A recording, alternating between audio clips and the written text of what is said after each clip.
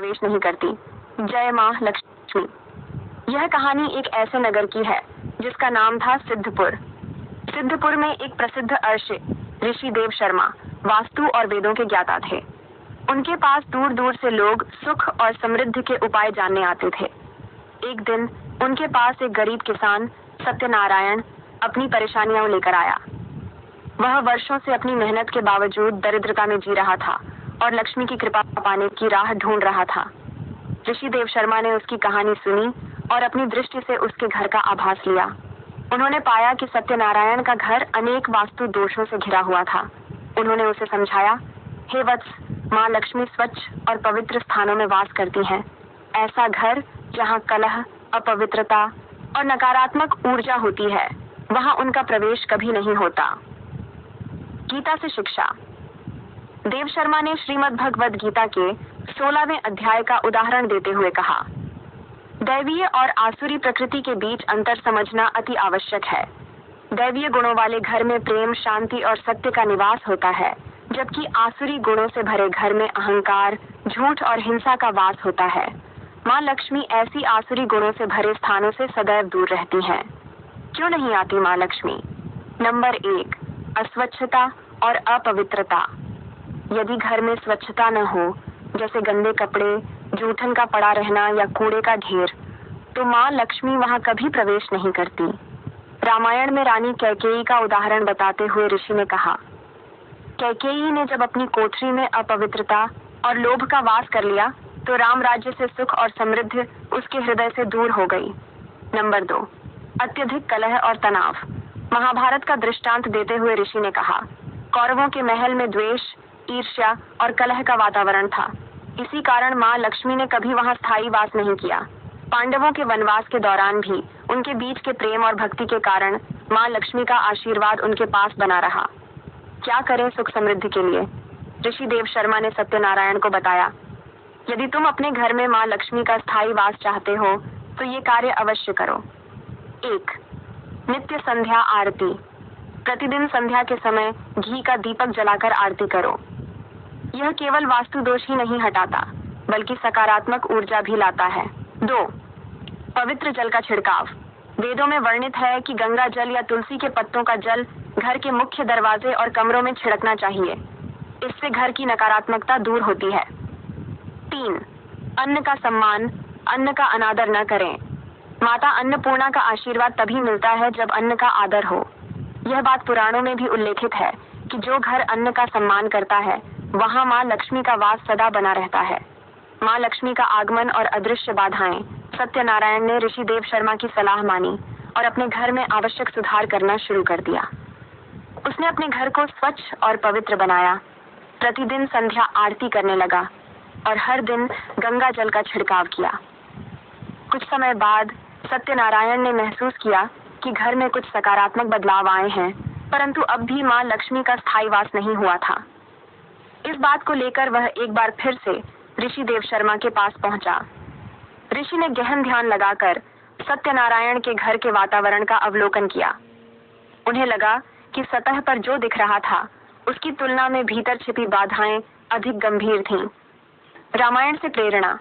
ऋषि ने सत्यनारायण से कहा, रामायण में सीता माता का हरण एक उदाहरण है कि जहाँ लोभ और छल होता है, वहाँ देवी का सानिध्य नहीं रहता। रावण के महल में समृद्धि होते हुए भी शांति नहीं थी, क्योंकि उसके कृत्य अधर्म से प्रेरित थे। गुप्त वास्तु दोष। 1, अनावश्यक वस्तुएं और अव्यवस्था।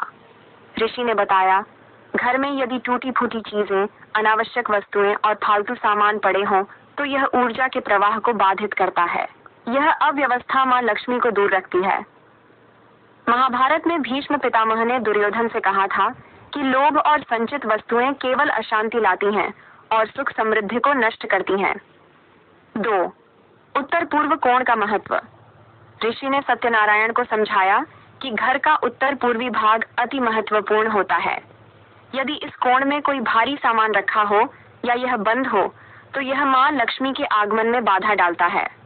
उन्होंने वेदों का उदाहरण देते हुए कहा कि उत्तर पूर्व दिशा ज्ञान, ईश्वर और आध्यात्मिक ऊर्जा का स्रोत है। काल्पनिक दृष्टांत। ऋषि मुनि और उनके शिष्य। ऋषि देव शर्मा ने एक कहानी सुनाई। पुराने समय में ऋषि विश्वामित्र के एक शिष्य आरव के पास एक सुंदर कुटी थी। वह दिन रात मंत्र जाप करता था, परंतु उसके घर में समृद्धि का वास नहीं था। एक दिन ऋषि विश्वामित्र ने उसे बताया कि उसकी कुटी के उत्तर पूर्व कोण में एक पुरानी मटकी रखी थी जो ऊर्जा को अवरुद्ध कर रही थी। जब आरव ने उसे हटाया और उस स्थान को पवित्र किया तो माँ लक्ष्मी का आगमन हुआ और उसकी कुटी में सुख शांति छा गई। क्या करें इन बाधाओं को दूर करने के लिए? एक, उत्तर पूर्व दिशा को पवित्र रखना। सत्यनारायण को सलाह दी गई कि वह इस दिशा को साफ सुथरा रखे और यहाँ पर हल्का और पवित्र स्थान बनाए। इस जगह पर पूजा का स्थान सर्वोत्तम माना जाता है। 2, पुरानी और टूटी चीजों का निवारण। ऋषि ने कहा, पुरानी और टूटी वस्तुएं घर की ऊर्जा को नष्ट करती हैं, इन्हें तुरंत हटा देना चाहिए। 3, सकारात्मकता का प्रवाह। घर में हर कोने को हल्की रोशनी से प्रकाशित करना चाहिए। खासकर संध्या के समय घर के अंधेरे कोनों में दीपक जलाने से सकारात्मक ऊर्जा का प्रवाह बढ़ता है। सत्यनारायण ने ऋषि की यह बातें ध्यान से सुनी और अपने घर को इन गुप्त वास्तु दोषों से मुक्त करने का प्रण लिया। उसने अपने घर से टूटी वस्तुएं हटा दी, उत्तर पूर्व दिशा को साफ किया और एक छोटा सा पूजा स्थल वहां स्थापित किया। इस प्रक्रिया के बाद सत्यनारायण ने महसूस किया कि उसका घर पहले से अधिक शांतिपूर्ण और सुखमय लगने लगा। माँ लक्ष्मी की परीक्षा और सतत प्रयास की महत्ता। सत्यनारायण ने ऋषि देव शर्मा की सलाह का पालन किया और अपने घर को वास्तु दोषों से मुक्त करने की प्रक्रिया में लगा रहा। घर में सकारात्मक ऊर्जा की वृद्धि ने उसे नई आशा दी, परंतु वह यह समझ नहीं पा रहा था कि माँ लक्ष्मी का स्थायी वास क्यों नहीं हो रहा। उसे यह एहसास हुआ कि सिर्फ बाहरी उपाय करना पर्याप्त नहीं है, बल्कि आंतरिक प्रयास और संकल्प की भी महत्ता है। महाभारत से प्रेरणा। एक दिन ऋषि ने महाभारत के युधिष्ठिर का उदाहरण दिया। उन्होंने बताया, युधिष्ठिर का हृदय सत्य, धर्म और करुणा से भरा था। जब वे हस्तिनापुर के राजा बने तो उन्होंने अपनी प्रजा के कल्याण को सर्वोपरि रखा था, इसलिए माँ लक्ष्मी ने उनके राज्य में स्थायी वास किया। परंतु दुर्योधन, जो केवल लोभ, ईर्ष्या और अहंकार में डूबा था, उसके महल में समृद्धि के बावजूद शांति नहीं थी। ये दिखाता है कि माँ लक्ष्मी का स्थायी वास वहां होता है जहां आंतरिक गुणों की प्रधानता हो। आंतरिक गुणों का महत्व। ऋषि ने सत्यनारायण से कहा, माँ लक्ष्मी केवल बाहरी स्वच्छता और पूजा पाठ से प्रसन्न नहीं होती। उन्हें वह घर प्रिय है जहां मनुष्य का हृदय भी पवित्र हो। यदि घर का कोई सदस्य क्रोध, लोभ या स्वार्थ से भरा हो तो वह नकारात्मकता पूरे घर में फैलती है। सत्यनारायण ने पूछा, हे ऋषि, मैं क्या करूं कि मेरे घर में ये गुण विकसित हों? वेदों से शिक्षा। ऋषि ने वेदों के एक मंत्र का उदाहरण देते हुए कहा, सत्यम वद धर्मम चर, अर्थात सत्य बोलो, धर्म का पालन करो। जब परिवार के सभी सदस्य एक दूसरे के प्रति प्रेम, करुणा और सच्चाई से व्यवहार करते हैं, तब माँ लक्ष्मी का आशीर्वाद स्वतः प्राप्त होता है। काल्पनिक कथा, ऋषि और ब्रह्म कुमारी का आशीर्वाद। ऋषि देव शर्मा ने एक पुरानी कथा सुनाई। प्राचीन समय में एक ब्रह्म कुमारी सौम्या थी जो अपने तप और करुणा के लिए जानी जाती थी। वह निर्धनों की सेवा में लगी रहती थी और उसकी झोपड़ी में सबकी मदद करने का स्थान था। एक दिन माँ लक्ष्मी ने उसकी परीक्षा लेने की सोची।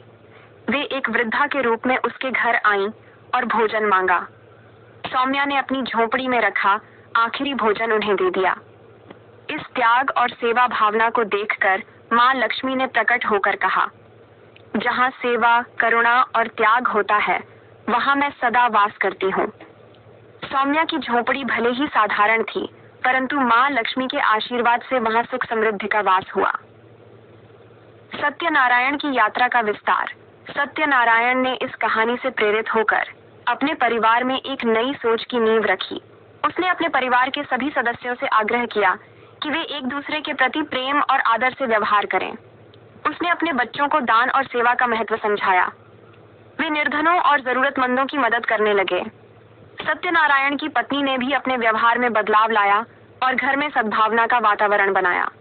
पूरे परिवार ने मिलकर संध्या आरती के समय भजन गाने की परंपरा शुरू की, जिससे पूरे घर में एक सकारात्मक ऊर्जा का संचार हुआ। क्या करें स्थायी सुख के लिए? 1. त्याग और दान का महत्व। नियमित रूप से जरूरतमंदों को दान देने से घर में बरकत और माँ लक्ष्मी की कृपा बनी रहती है। 2. सद्गुणों का अभ्यास। परिवार के सदस्यों को सत्य, करुणा और परोपकार जैसे गुणों का पालन करना चाहिए। 3. सत्संग और भजन कीर्तन। नियमित रूप से सत्संग या भजन कीर्तन करने से घर में सकारात्मक वातावरण बनता है। सत्यनारायण ने जब यह सब करना शुरू किया तो उसने महसूस किया कि उसके घर में एक नई ऊर्जा आई है। अब केवल बाहरी उपाय नहीं, बल्कि आंतरिक गुणों ने भी उसके घर को माँ लक्ष्मी के लिए योग्य बना दिया था। माँ लक्ष्मी का द्वार पर आगमन और अंतिम बाधाएं। सत्यनारायण और उसके परिवार के निरंतर प्रयासों से उनके घर में अद्वितीय परिवर्तन दिखाई देने लगे। घर में प्रेम और शांति का वातावरण स्थापित हो गया था, परंतु सत्यनारायण को अभी भी यह अनुभव हो रहा था कि माँ लक्ष्मी का आशीर्वाद पूर्ण रूप से नहीं प्राप्त हुआ है। एक दिन सत्यनारायण ने एक स्वप्न देखा जिसमें माँ लक्ष्मी ने कहा, हे सत्यनारायण, तुमने अपने बाहरी और आंतरिक परिवेश को शुद्ध किया है, परंतु एक अंतिम बाधा अभी भी है। रामायण से प्रेरणा। ऋषि देव शर्मा ने उसे बताया कि जैसे भगवान राम ने अपने वनवास के अंतिम समय में भी अपने धैर्य और धर्म का पालन किया, उसी प्रकार सत्यनारायण को भी अब अपने धैर्य और संकल्प की परीक्षा देनी होगी। धैर्य और दृढ़ संकल्प से ही देवी लक्ष्मी की स्थायी कृपा मिलती है। याद रखो, सीता माता ने भी अपने धैर्य और सत्यता से ही संकटों को हराया था। आखिरी बाधाएं और संकेत। 1. अति आसक्ति और लोभ। ऋषि ने समझाया कि माँ लक्ष्मी उन घरों से भी दूर रहती हैं जहाँ अत्यधिक आसक्ति होती है। यदि घर के लोग संपत्ति, धन और ऐश्वर्य को ही सर्वोपरि समझते हैं, तो देवी लक्ष्मी का वास अस्थायी हो जाता है। उन्होंने महाभारत के द्रौपदी के चीरहरण का उदाहरण दिया और बताया कि जब लोभ और अहंकार बढ़ जाता है, तो समृद्धि और सौभाग्य भी छिन जाता है। 2. कृतज्ञता की कमी। ऋषि ने एक और महत्वपूर्ण बात बताई। कृतज्ञता की कमी भी माँ लक्ष्मी के न आने का कारण हो सकती है। वेदों में कहा गया है कि जो व्यक्ति अपने पास की छोटी से छोटी चीज का भी आदर नहीं करता और ईश्वर का धन्यवाद नहीं करता, वहाँ माँ लक्ष्मी नहीं ठहरती। काल्पनिक कथा, राजा विवेक और उसका परिवर्तन। ऋषि ने एक और प्रेरणादायक कथा सुनाई। राजा विवेक एक धनवान राजा था, परंतु उसके महल में हमेशा अशांति और कलह रहती थी। एक बार एक साधु ने उसे बताया कि वह अपनी संपत्ति और ऐश्वर्य को लेकर आसक्त है और उसमें कृतज्ञता का अभाव है। साधु के मार्गदर्शन से राजा विवेक ने न केवल अपनी सोच बदली, बल्कि अपनी प्रजा के प्रति दया, प्रेम और कृतज्ञता भी दिखाई। इसके बाद माँ लक्ष्मी ने उसे अपना आशीर्वाद दिया और उसके महल में सुख शांति लौट आई। क्या करें अंतिम बाधाओं को दूर करने के लिए? 1. धैर्य का पालन। सत्यनारायण को बताया गया कि वह अपने प्रयासों को जारी रखे और धैर्य बनाए रखे। माँ लक्ष्मी का आशीर्वाद पाने में धैर्य सबसे महत्वपूर्ण होता है। 2. कृतज्ञता का अभ्यास। प्रतिदिन ईश्वर और माँ लक्ष्मी को धन्यवाद देने की आदत डालें। इससे घर की ऊर्जा और आभा बढ़ती है। 3. सादा जीवन। संपत्ति को जीवन का केंद्र न बनाएं। आवश्यकताओं से अधिक संचित करने की प्रवृत्ति से बचें और संतोष को अपनाएं। सत्यनारायण ने इस अंतिम मार्गदर्शन को भी अपनाया और पूरे परिवार ने कृतज्ञता और धैर्य का अभ्यास शुरू किया। उनके घर में अब वह वातावरण बनने लगा जिसमें माँ लक्ष्मी का स्थायी वास हो सकता था। माँ लक्ष्मी का पूर्ण प्रवेश और सुख समृद्धि का पर्व।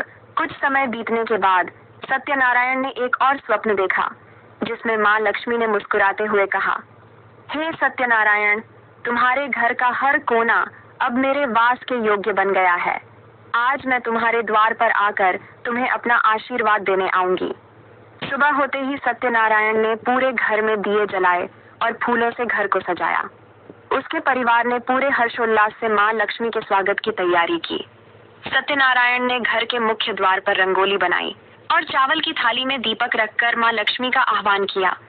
वेदों की गूंज। पूरे घर में वेदों के मंत्र गूंजने लगे। ओम महालक्ष्म्यै च विद्महे विष्णु पत्नी च धीमहि तन्नो लक्ष्मी प्रचोदयात्।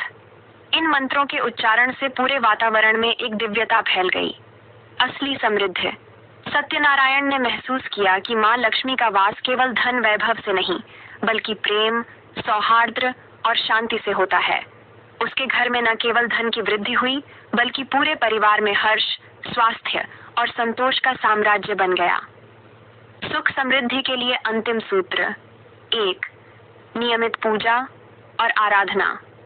माँ लक्ष्मी की कृपा बनाए रखने के लिए नियमित रूप से पूजा और संध्याकालीन आरती करें।